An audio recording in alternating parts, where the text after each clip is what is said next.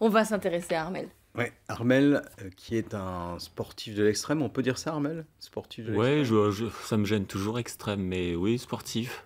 En même temps, la Sibérie, en hiver, tout seul, avec un vélo, Conditions par moins extrêmes. 30 degrés, c'est un peu extrême quand même. C'est un peu extrême, mais je vais vous dire une chose. Souvent, quand je rencontrais des Russes donc sur le fleuve, ils me demandaient si j'étais touriste. Et donc je leur répondais oui, je suis touriste. Oui, bon voilà, c'est une forme de Donc, tourisme. Alors on va expliquer quand même cette aventure. En plus, on a des images que vous avez faites vous-même.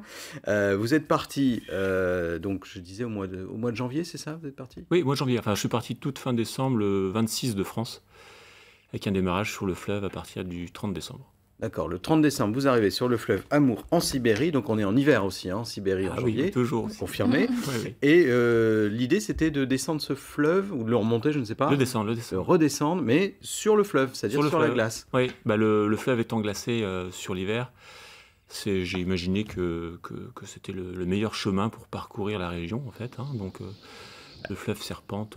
Alors, on voit les images. Vous avez... Alors, c'est pas une mobilette, hein, parce qu'il n'y a, pas de Non, moteur. non, non. C'est un vélo un peu particulier. Ouais, c'est un fat bike, alors qui est en plus dessiné sur mesure pour l'aventure, qui est un petit peu rallongé, avec un système de passage de vitesse très sécurisé pour éviter d'avoir de la casse quand on est au milieu de nulle part. Et donc le fat bike avec des très gros pneus, un peu sous-gonflés, un peu comme un tracteur finalement, pour absorber les reliefs du terrain, avoir beaucoup d'accroches. Ça roule à peu près à la même vitesse qu'un tracteur, hein, d'ailleurs. C'est pas du ralenti, ouais. C'est à peu près ça. Bon, il faut dire que là, vous avez quand même du matériel derrière qu'on voit sur un traîneau, je sais pas si C'est c'est ça, là. c'est le traîneau, une poulka. Non, puis vous étiez obligé de pas aller trop vite. Ah, il y avait plusieurs choses. Fallait tracter le matériel qui était assez lourd, 70 kg environ, et puis pas possible de forcer parce que il faut pas transpirer, pas avoir chaud. Alors pourquoi il faut pas transpirer? Bah, tout simplement parce qu'en fin de journée, tout glace et il n'y a pas de moyen de sécher. Hein, donc c'est juste pour avoir une chance de récupérer son matériel, l'utiliser et éviter de ramener une garde-robe de 18 vêtements si on... Ah oui, et comment vous le sentez, ça, que vous dites attention, je suis en train de Ah transpirer? ben on le sent bien, oui, arrête si on a tout. chaud, oui, on gère son allure, hein, tout simplement. Hein. Ouais. Oui, oui. Hein. Je veux dire, c'est comme quand vous courez dans la rue, à un moment donné, vous sentez bien la chaleur venir ou pas. Ça me l'a fait ce matin. Mais Laurent ne peut pas. Vous avez couru dans la rue J'ai ce matin. couru pour arriver et j'ai Oh non, senti oh non. très très vite la chaleur. Bon, alors là, vous n'êtes plus sur le vélo.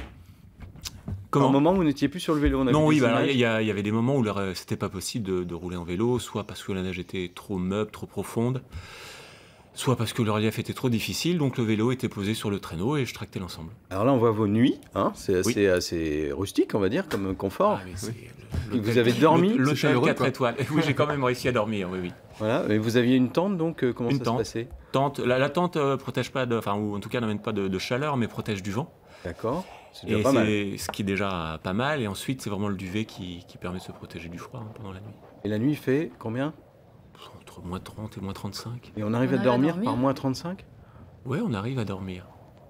C'est pas le plus difficile de dormir. Hein.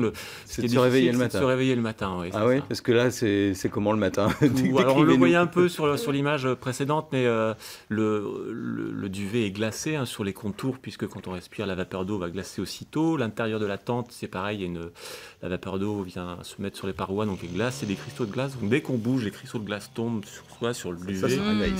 Ça doit réveiller le Donc, matin. et contrairement au soir, on a encore la chaleur, j'allais dire, de la journée, de l'effort effectué. Le matin, en fait, on repart de zéro. Donc, oui, le matin, c'est pas le plus agréable. D'accord. Bon, là, on voit que vous avez rencontré des amis. Hein. Oui. Vous avez fait des connaissances. Ceux-ci, oui, étaient des bons amis. On a trinqué. Vous avez trinqué? Qu'est-ce qu'on plusieurs boit là-bas, en Sibérie?